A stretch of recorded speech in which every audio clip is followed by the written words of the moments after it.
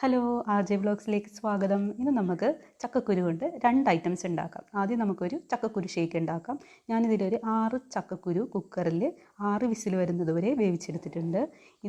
ഇതൊരു ബ്ലെൻഡറിലേക്ക് ചക്കക്കുരു ഇട്ട് ഒരു 4 ടീസ്പൂൺ പഞ്ചസാര ചേർത്ത് നമുക്കൊന്ന് നന്നായിട്ട് ബ്ലെൻഡ് ചെയ്യാം. ഇനി ഇതിലേക്ക് തണുത്ത പാൽ, കട്ടയോട് കൂടെ തണുത്ത പാലും ഒരു 2 ടേബിൾ സ്പൂൺ ബൂസ്റ്റും ചേർത്ത് നമുക്കൊന്ന് ബ്ലെൻഡ് ചെയ്യാം.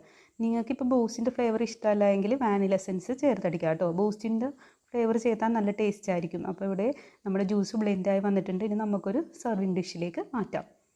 അങ്ങനെ നമ്മുടെ ഇവിടെ വളരെ സ്വാദിഷ്ടമായ ചക്കക്കുരു ഷേക്ക് റെഡി ആയിട്ടുണ്ട്. നിങ്ങളിത് ട്രൈ ചെയ്യണേ.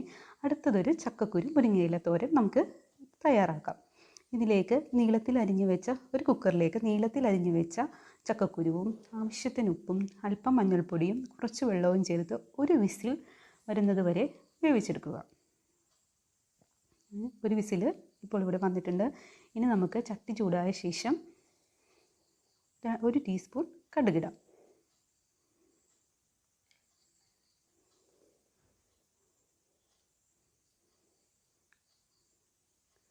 കടുക് നന്നായി പൊട്ടിയതിന് ശേഷം നമുക്ക് 3 ചെറിയ ഉള്ളി അരിഞ്ഞത് ചേർക്കാം.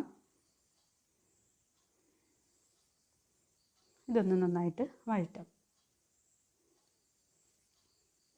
ഇനി ഇതിലേക്ക് അരമുറി തേങ്ങ ചതച്ചത് ചേർക്കാം. ഇതിലേക്ക് ഞാനൊരു 3 കാന്താരി മുളക്, കുറച്ച് ജീരകം, 3 വെളുത്തുള്ളി, വേപ്പിലയും കുറച്ച് മഞ്ഞളും ചേർത്ത് ഒന്ന് ചതച്ചെടുത്തതാണ്. ഇത് അതിൻ്റെ പച്ച കുത്തു മാറുന്നത് വരെ നന്നായിട്ടൊന്ന് ഇളക്കിയെടുക്കാം. നല്ലോണം പച്ചക്കുത്ത് മാറണം. ഇപ്പോൾ നന്നായി മാറിയിട്ടുണ്ട്. നമുക്കിനി ഇതിലേക്ക് എടുത്തു വെച്ചിരിക്കുന്ന 2 പിടി മുരിങ്ങയില ചേർക്കാം.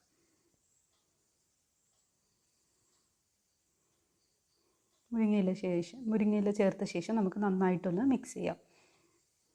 നാളികേരം ചതച്ചതുമായിട്ടൊന്ന് നന്നായിട്ട് മിക്സ് ചെയ്ത് വെക്കാം. ഇപ്പോൾ ഇവിടെ നന്നായിട്ട് മിക്സ് ചെയ്തിട്ടുണ്ട്. നമുക്കിനി ഒന്ന് അടച്ച് വയ്ക്കാം.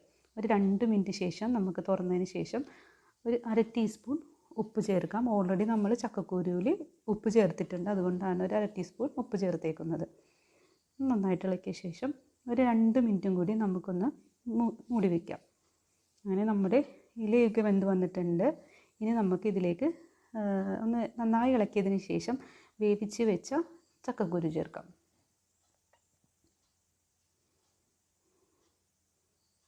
ഇതും നന്നായിട്ടൊന്ന് മിക്സ് ചെയ്യാം. ഇനി നമുക്കൊരു 1 സെക്കൻഡ് ഒന്ന് മൂടി വയ്ക്കാം.